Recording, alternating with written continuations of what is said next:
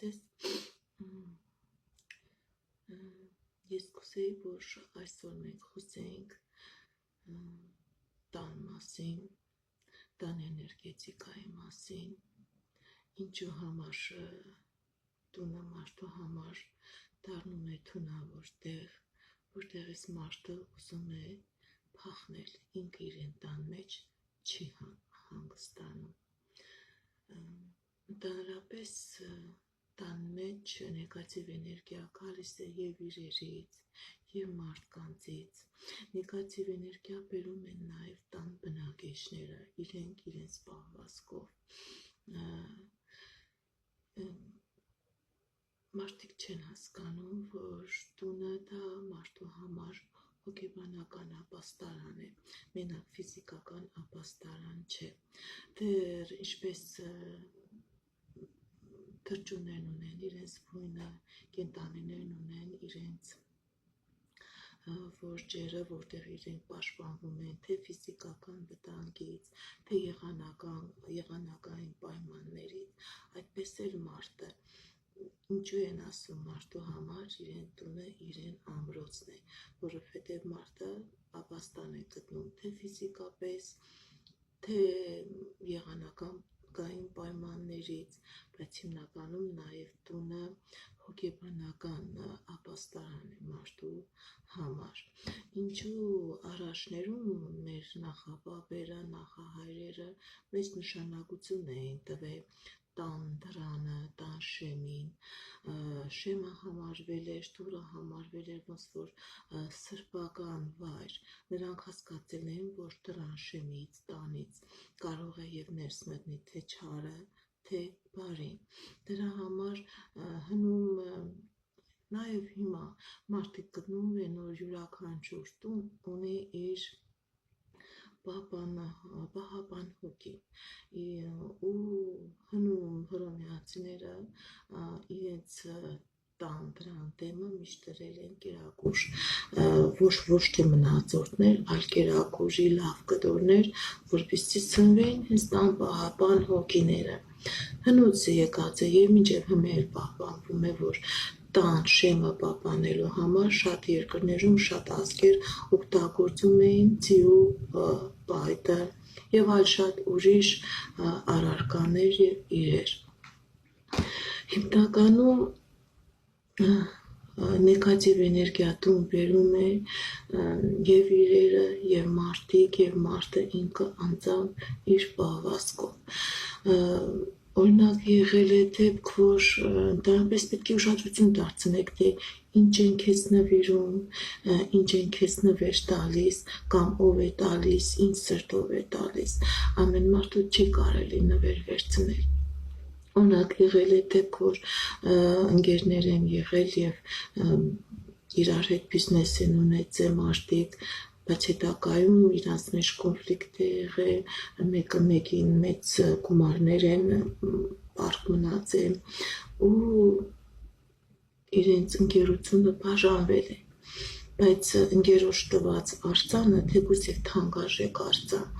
առանց հասկանալու թե ինչն է պատճառը, այդ անձնավորությունը անընդհատ հիվանդացել է, անընդհատ իրեն վատ է զգացել, իր ֆինանսական գործերը գնացել է վատ, ու հետագայում բարձվել է, որ նեգատիվ էներգիա գալիս է հենց այդ արձանից,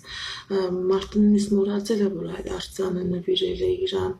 այդքան կոնֆլիկտների մեջ գցող ընկերը, բայց ենթագիտակցությունը չի մոռացել, ենթագիտակցությունը կամաց այդ ազնվորությունից կլանել է նրա ֆիզիկական էներգիան, եւ որի պատճառով մարդը եւ ֆինանսական դժվարություններ է ունեցել, եւ առողջական խնդիրներ է ունեցել, եւ հոգեբանական խնդիրներ, եւ որ հեռացրել են տանից հենց իմինը այդ առարկան, այդ տղամարդու մոտ սկսել է առողջացման պրոցես բոլոր բնակավարներում, բոլոր ոլորտներում։ Եղել է դեպքեր, որ նվեր են բերել ծաղկաման ծաղիկներ հողով, մարդիկ խնամել են, դե կենդանի ծաղիկ է, բայց ծաղիկը չի աճել, բույսը չի ծաղկե, ընդհակառակը փճացել է, եւ անընդհատ այդ ասնավորությունը այդ կնոջը նվեր է տալիս հողով, ծաղկամանով ծաղիկ, որը երբեք չի աճում, չի ծաղկում, ընդհակառակը թարամում է եւ ամեն անգամ թարամելուց հետո, երբ որ այդ կինը դուրս է հանում ծաղիկները, ինքը կորցնում է իր գեղեցկությունը, իրը կորցնում է իր առողջությունը, կորցնում է իր անձնական երջանկությունը, ու արդեն երբ որ ընձևի վիճակի մեջ է լինում, որ արդեն չի կարողանում գտնել ինչն է պատճառը, որ իրանից գնում է այդ էներգիան,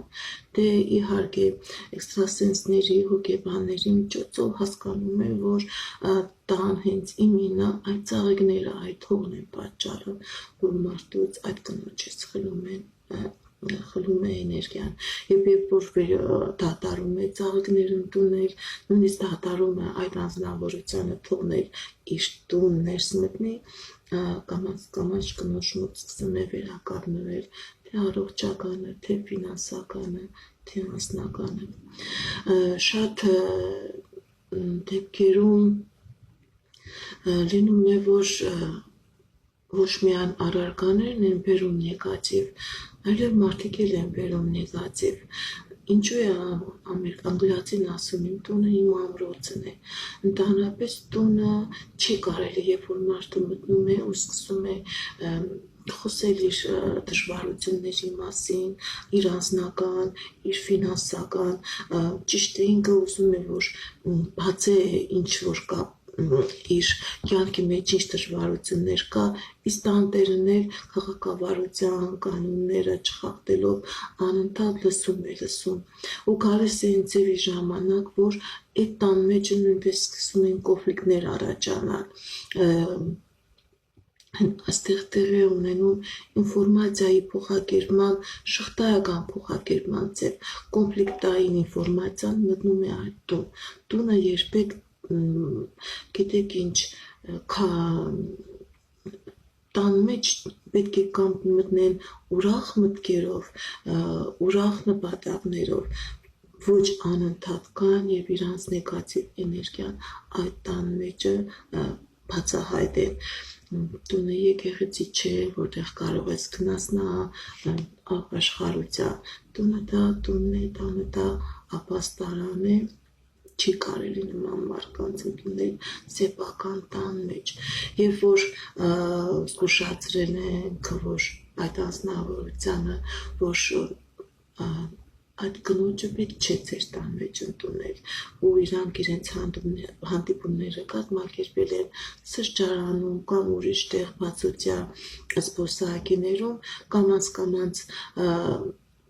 այդ ազնվորության տան մեջ կարգավորվել է կոնֆլիկտային կարգավիճակը, նույնիսկ եւ այդ աղջկա մոտ, որովհետեւ փակ տարածության մեջ անընդհատ դուրս եկած նեգատիվ էներգիան թունավորում է երկուսին էլ։ Հետո հնարավոր է, որ եղել է դեպքեր, որ վատ հարևաններն էլ կարողանում են ազդել մարդու տան բիոդաշտի, տան էներգետիկայի վրա, եթե կողքի հարևանները բարեկեցիկ են, բարի անձնավորություններ են, նրանց աուրան ազդում է տան վրա, իսկ եթե հարևանները հարբեցող են, ոչ բարի կիրթ անձնավորություններ են, անընդհատ տան մեջ,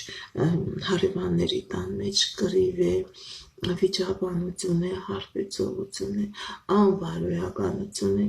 այդ էներգիան նույնիսկ ազդում է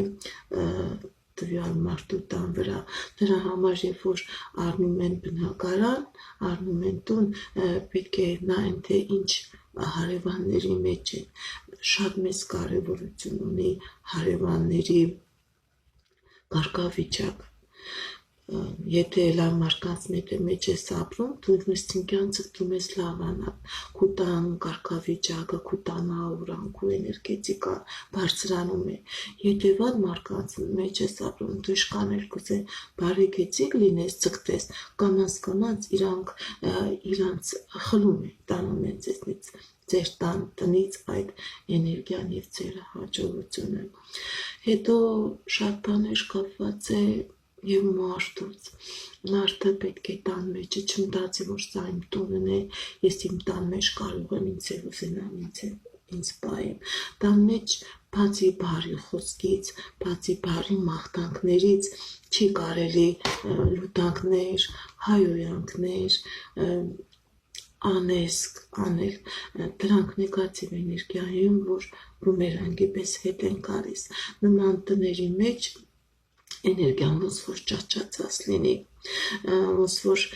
խունավ բորբուսապատված տների մեջ մտնում ես, որ զգում ես, որ կանգնած է էներգիան եւ պատուհանները բացում ես, որպեսզի մաքուր օդ կա ու դա փոխվի տարածքը, որ դու քեզ լավ զգաս։ Նույն ձևի, երբ որ տան մեջ տանած մարդիկ իրանց ճիշտ չեն պահում, վիրավորում են, ներողություն չեն խնդրում, վիրավորանքը պահում են իրենց հոգու մեջ, դա ցույց է պահում է նեգատիվ էներգիան, ջահիջի պես մնում է եւ կամաց բերում է այն ձևի կարգավիճակի, որ տունը մարդու համար դառնում է թունավոր, դառնում է անցանկալի եւ մարդը անընդհատ փախչում է այդ տան պատերից։ Հնարավոր է բոլոր ձևերով մաքրել այդ նեգատիվ էներգիան,